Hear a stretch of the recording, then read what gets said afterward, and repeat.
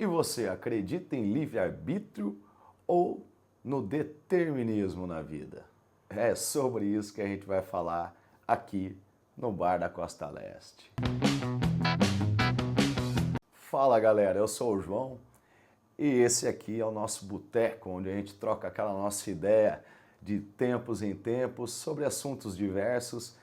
E hoje me pegou essa semana numa das coisas que eu andei vendo. Tava uma conversa sobre se existe livre-arbítrio ou se é tudo determinado, é um determinismo completo as nossas vidas, o famoso destino, né? Sobre isso, sinceramente, tem uma questão muito específica que o próprio Olavo falava, que isso não é uma questão filosófica, porque no final das contas é até uma bobagem.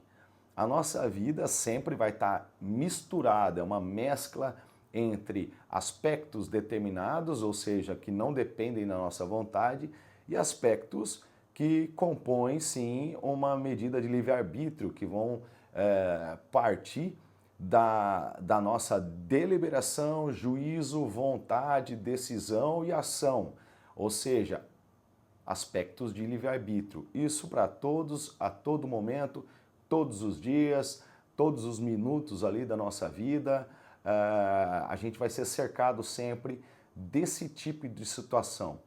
Mas o que causa essa dúvida no final das contas e o que causa essa curiosidade sobre esse tema? Eu acho que isso é o que a gente vai focar mais e vamos trabalhar um pouquinho mais a fundo a minha visão sobre esse aspecto. E depois você vai me colocar também a sua visão e ver se nós estamos mais ou menos alinhados ou a gente marca um outro encontro aqui, vem e troca mais uma ideia sobre esse tema. Para mim, o Ortega Garcia tem um texto dele que diz muito claro, yo soy yo e mi circunstância. Ele quer dizer no sentido que nós somos, o nosso eu, a nossa composição pessoal quem a gente realmente vai participar o nosso eu e todas as questões acidentais que compõem a sua realidade. Como assim? Vamos dizer, eu não escolho quem é minha mãe, quem é meu pai, quem são meus irmãos, onde eu nasço, a cidade que eu cresço, certo? Geralmente isso a gente é inserido num meio ao qual descobrimos no decorrer das nossas vidas, ali da nossa tenra infância e depois quando vamos criando mais consciência, quem é a nossa mãe, quem é o nosso pai, quais são os nossos irmãos, onde moramos, quais são os nossos vizinhos e assim por diante.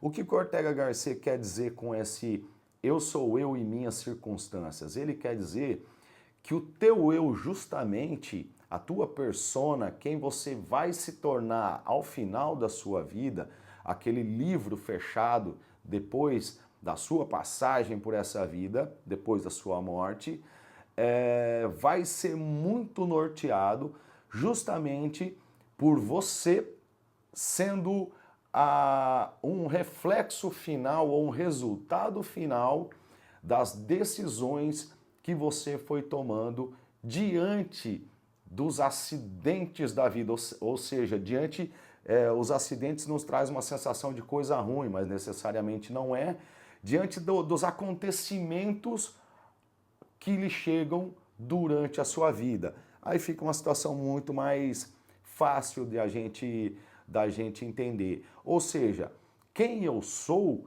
justamente está sendo moldado pelo meu dia a dia, pelas coisas externas que chegam a mim e acontecem e influenciam a minha vida, e a forma como eu resolvo lidar com elas, que me levam a um próximo nível, ao qual o meu eu já tem mais uma maturidade, mais uma experiência, e aí vai agir diante de novas circunstâncias que vão chegando, que vão nos levando a um novo nível, que vão nos levando a um novo nível, e isso no final da nossa trajetória pode ser uma escada tanto assim rumo a um aprendizado, rumo a um aperfeiçoamento, bem como pode ser, infelizmente, uma escada também rumo a uma depreciação da personalidade e até a animalização do teu lado humano, o que é muito triste, mas infelizmente acontece também.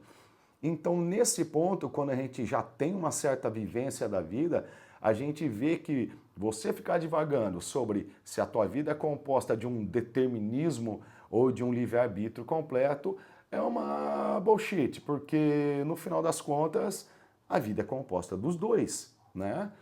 A todo momento nos chegam situações ao qual a gente não opinou, não optou, não escolheu, não, muitas vezes não desejava que aquilo acontecesse, mas infelizmente acontece e nós vamos ter que reagir àquela forma. É o famoso, eu adorava morar em casa, até eu realmente morar em casa. Eu tinha uma lembrança lá da minha infância que eu morava em casa, depois eu passei a morar a minha vida toda em apartamento. Durante ali uns 5, 6 anos da minha vida adulta, eu morei novamente numa casa muito grande, com um quintal bem grande, cheio de palmeira, tinha coqueiro, tinha um monte de coisa. Só que aquelas palmeiras lá, as folhas cresciam e depois caíam no chão tudo e tal. Uma espécie de um determinismo na minha vida.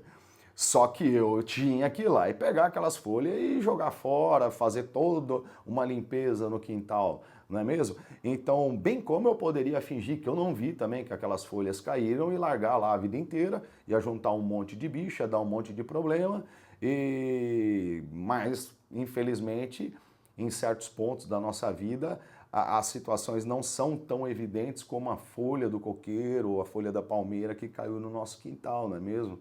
Que a gente já tem um reconhecimento mais fácil de ir lá, recolher, colocar no lixo certinho e dar o destino final, deixando o nosso quintal limpo. Mas em pontos como mais imateriais, como o senso de justiça, o senso de belo, da beleza, o senso de amor, quanto a isso, essas questões a gente acaba sendo mais impalpáveis e, em virtude disso, mais difíceis de lidar. Então, o enriquecimento pessoal nosso tende a ser realmente partindo de um ponto mais grosseiro, até naquele 12 regras para a vida do Jordan Peterson, ele fala muito dessa questão de você não queira a paz mundial, não no primeiro ponto, calma lá. Primeiro começa arrumando o seu quarto. Aí depois que você adquire uma rotina, adquire ali um período de tempo, deixando tudo às mil maravilhas lá no teu quarto, deixando o seu quarto limpo, numa situação interessante, talvez você vai poder opinar agora sobre a arrumação da casa.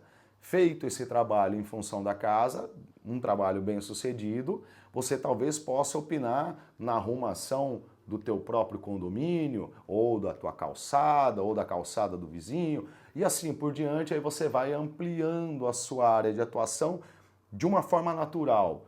Não porque muitas vezes a gente vê que justamente aquela pessoa que quer opinar sobre um bem social, algo gigantesco a qual ela nem faz ideia do que é, muitas vezes é incapaz sequer de gerir a própria vida. E aí ela sente uma tentação terrível de achar que é especial e vai querer opinar na vida do outro quando a vida dela mesma tá uma merda, tá tudo errado e ela não tem a menor capacidade sequer de tocar o próprio caminho, o próprio barco. E o que ela sente, na verdade, é um desespero que a vida dela tá tão ruim que ela tem que ficar opinando na vida alheia. Infelizmente, mas acontece. Nesse caminho, eu vejo muito sobre justamente essa discussão. Porque se é uma discussão tão básica, por que que muitas vezes ela ganha um corpo tão expressivo, principalmente nas redes e principalmente nas mídias de hoje em dia? É curioso porque você vê que talvez aí seja mais uma vontade opinativa, propriamente dita, ou seja, um desejo íntimo da pessoa de mostrar serviço em algum quesito, do que propriamente um exercício racional e uma real constatação de uma necessidade de explicar melhor aquele conjunto de tema. Então, a gente pode trazer essa reflexão nossa inicial para múltiplos pontos da nossa vida, não é mesmo? Porque viver de uma certa forma é muito simples, mas a nossa capacidade de dificultar é gigantesca, porque existe 1 milhão de nuances que nos atingem rotineiramente e nos tiram a atenção, nos fazem desviar do nosso foco, que nos fazem desejar outros planos que não seriam necessariamente os mais adequados para as nossas aptidões, que nos distraem e nos desencaminham, vamos dizer assim, daquele trajeto ao qual a gente já estaria percorrendo e deveria percorrer como o nosso objetivo. Então, para vocês, pessoas que estão buscando a verdade e que são curiosas, que estão fazendo aquela atividade diária ou sempre estão atentas a estar num processo de crescimento, de amadurecimento, de autoanálise, de busca por algo realmente superior, que não seja só as questões materiais, vamos dizer assim, tendem a ficar mais afiadas para esse tipo de análise e desenvolver melhor esses raciocínios de uma forma mais objetiva, focando realmente em coisas que mereçam mais a nossa atenção e se distanciando ou ao menos diminuindo o ruído daquelas ao qual a gente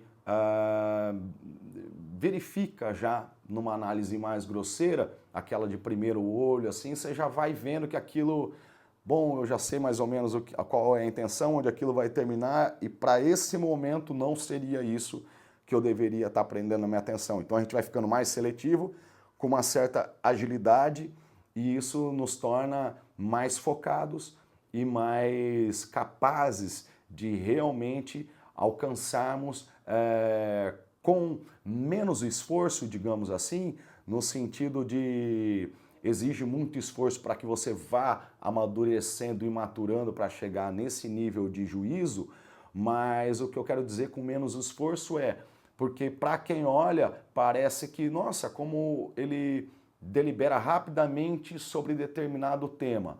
A pessoa, claro, não vai ver o esforço necessário para ter aquele discernimento, mas quando ela vê o discernimento funcionando, quem está do teu lado tem um olhar assim e acha, nossa, ele realmente é um cara bem decidido, ele sabe o que quer. Mas, óbvio, isso só vale para aqueles que estão fazendo esse tipo de atividade de exercício, que para mim basicamente se traduz em 3 princípios, vamos dizer assim: a busca pela verdade, uma curiosidade, certo? E uma perseverança, vamos dizer. A busca pela verdade, a gente poderia, e vamos abordar isso em outras ocasiões também, eu chamo isso de Deus, né? Deus é a verdade, entende? Para mim, esse Deus é um Deus cristão, certo? Então, quando eu me refiro a Deus, eu me refiro a Deus Pai de Jesus Cristo, que esteve entre nós, foi crucificado, morto, sepultado, ressuscitou ao terceiro dia, certo? Esse é o Deus que eu me refiro. Mas, se fosse colocar num termo mais acadêmico, a gente chamaria de verdade, certo? A questão da curiosidade, porque é uma outra questão assim bem interessante isso. A maioria das pessoas ficam dispersas no seu dia a dia e só prestam, como a gente já falou em vídeos anteriores, prestam mais atenção a atividades profissionais. Mas nas suas vidas pessoais, elas são meio Zeca Pagodinho. Eu deixo a vida me levar, vida leva, é mais ou menos por aí. E elas não percebem que realmente ali na vida, na parte de de que geralmente essas pessoas estão descansando quando tem esse tipo de reflexão, mas essa parte reflexiva, ela é a que mais importa na nossa vida. E ela, para quem é o curioso, vai ter a sede, essa que é a palavra que eu queria encontrar. A curiosidade é que eu levo ela como uma sede, a sede que vai manter a tua chama acesa para buscar a verdade. Então esses três fatores eles vão sempre andar junto. A perseverança é o famoso vigiai e orai, no sentido, o Louis Lavelle tem um texto que depois eu quero trazer na Presença Total, ele escreve uma questão, mais quer dizer assim, não são as palavras do Louis Lavelle. Existem momentos da vida que tudo parece fazer sentido e não são revelados, e aonde você vê que está aonde deveria estar. Mas no momento seguinte, tudo volta a se embaralhar novamente e a gente só busca por um próximo momento onde tudo seja revelado novamente e se torne claro aos nossos olhos e sintamos novamente que tudo faz sentido e que a gente deve estar na onde está. O que ele quer dizer com isso? A nossa própria funcionamento como humano, vamos dizer, ela é fragmentário, ou seja, o crescimento de hoje não significa um desenvolvimento a partir dali amanhã, que não significa um desenvolvimento a partir daquele outro degrau amanhã, que não significa, e assim até o final das nossas vidas. A gente tem a capacidade de regredir também. Então, muitas vezes você em algum determinado... Quem já tocou um instrumento musical, eu gosto, igual vocês veem aqui, tem alguns instrumentos musicais. Eu sou um exemplo claro nisso. Já existiram tempos que eu tocava guitarra muito melhor do que eu toco hoje, entendeu? Nunca fui um grande guitarrista nem nada, eu toco algumas músicas que eu gosto, tenho meu som autoral, mas na minha época de faculdade eu tinha banda e tal. Mas a questão é, quando você está mais focado naquilo, você vai desenvolvendo uma certa habilidade, como no caso de tocar um instrumento, eu no caso da guitarra. Como eu passei anos sem tocar guitarra, eu guardo de carinho os instrumentos e bem de vez em quando eu puxo um ou outro para tocar aqui em casa ou com amigos e tal, eu esqueci músicas, antes eu tinha repertório para tocar 3 horas seguidas, agora se eu tocar 3 músicas seguidas é demais da conta, entendeu? Agora, claro, se eu volto, pego ali uma semaninha, 10 dias, aí eu consigo tocar umas 5, 6 músicas seguidas, num churrasco, alguma coisa assim, entendeu? É muito sobre isso. Então a perseverança, ela é importantíssima também nesse sentido de que nós temos que ter a chama acesa, que é a curiosidade, baseada na verdade, que é a nossa busca pela verdade, e sempre muito bem cuidada e retroalimentado. Esse ciclo ele nunca pode parar. Então, nesse sentido, a gente tem que ter essa persistência. E aqui você repara que todos nós temos isso em nossas vidas e a gente consegue reconhecer isso facilmente, entende? Então, a gente vê que nesses mesmos termos que a gente já passou e conversou até agora, a gente encontra tranquilamente aqui aspectos de livre-arbítrio e aspectos pré-determinados, né, de um destino, vamos dizer assim, entende? Então, o destino como as circunstâncias que nos ocorrem, o livre-arbítrio como as nossas decisões diante de cada circunstância que nos ocorre. É a realidade, isso é um aspecto elementar da realidade, é um aspecto de estrutura da realidade. É assim, queira a gente ou não queira a gente, entendeu? Você pode, vendo esse mouse, você pode vamos dizer assim,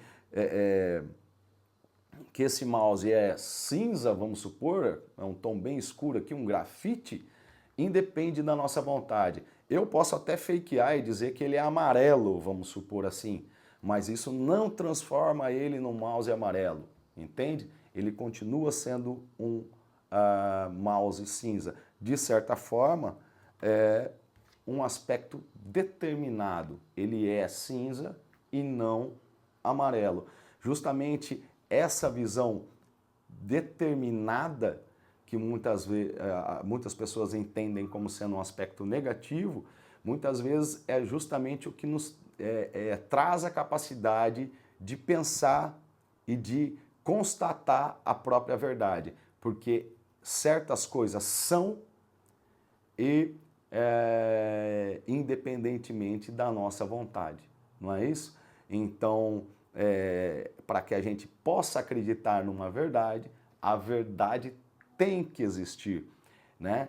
E isso já demonstra também um outro aspecto que a gente aprofunda um pouquinho mais, mas vai ser um outro tema que a gente aborda futuramente, que é o seguinte, ao mesmo tempo que a verdade existe, ela tem que ser capaz de me comunicar a existência dela, entende? Então, existe uma troca mútua entre o meu eu e o ente que está posto diante de mim. Mas isso aí é uma outra questão, seria um diálogo, né, que existe entre isso. Mas para hoje esse vídeo ia ser também um pouco mais breve, mas eu senti essa questão de esclarecer esse tema para a gente pôr aqui em discussão e pôr aqui na pauta também. E para você, tudo está determinado ou podemos escolher tudo? Ou você concorda comigo que isso faz parte do recheio de toda a nossa vida? Me comenta isso, envie esse vídeo para um amigo teu que também gosta desse tipo de conversa, curte, dá um like, se inscreve no canal, gente, vamos aumentar essa comunidade. Tá devagar, os posts estão meio devagar também, mas agora eu vou dar uma acelerada com isso. E sempre é um prazer falar com vocês. Um abração e até mais.